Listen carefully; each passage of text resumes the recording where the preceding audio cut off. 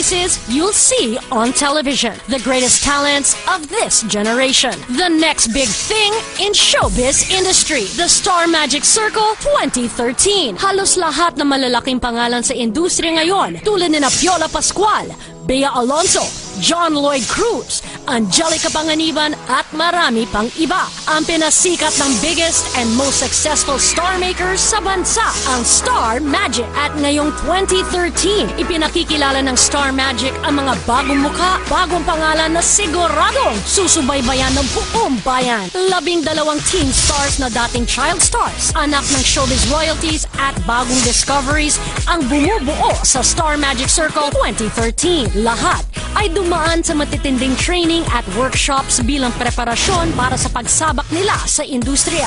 At ngayong linggo, March 17, isinagawa ang grand launch ng Star Magic Circle 2013 sa noontime show na ASAP, kung saan buong pusong winelcome ang ating mga bagong kapamilya.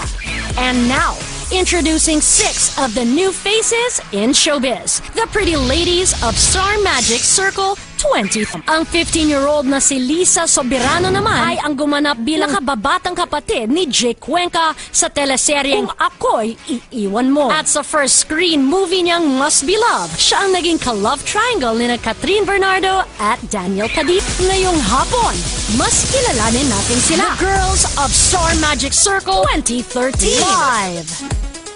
Pag-usapan natin, how were you guys discovered? Starting first with Liza and Michelle. I started by modeling. Tapos, dun po ako nakilala nung road manager ko ngayon na si Dudu. And then, he's a close friend of Ogie Diaz, my manager. So, pinakilala niyo po ako kay Tito Ogie. So, doon nagsimula. Doon nagsimula po lahat. Okay, for you, amongst our actors now, sino ba ang mga gusto mo makasama naman sa isang pelikula o teleserye? Let's run down again. Liza, starting from you. Ako, probably Enrique Hill. Enrique Hill! Ann Curtis and Sam Milby. Bakit naman si Enrique? Kasi napanood ko yung Must Be Love. Nung lumabas si Enrique, di ba kayong dalawa may eksena doon? Nagsigawan yung mga tao sa sinihan. Para may connection kayo ni Enrique. Well, probably because nagkita na po kami dati and we see each other a lot at ABS. So, close friends po kami. At saka, pareho po kami ng handler. Okay. O, Michelle, sino gusto mo makasama? Balik tayo kay Liza. Meron akong pahabol na tanong. Is it true na may ilan na nag-bash sa'yo dahil ikaw naging parang ka-triangle ng Katniel sa Must Be Love? Yes. Paano mo hinandle yung sitwasyon na yan?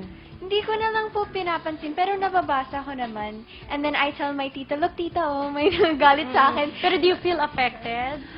Hindi na. Nung una po, parang medyo nalulungkot ako kasi parang hindi pa napapanood yung movie, ayaw na nila kagad sa akin. Pero okay lang naman po kasi doon na papakita na effective yung yung character, yung Okay.